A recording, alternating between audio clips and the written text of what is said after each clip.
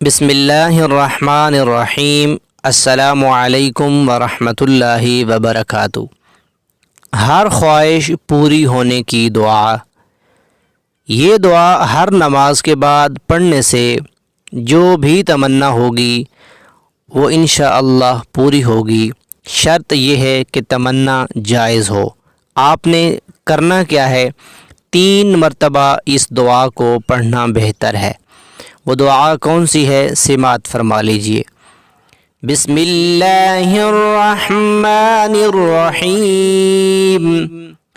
فسہل یا الہی کل صعب بحرمت سید الابرار سہل۔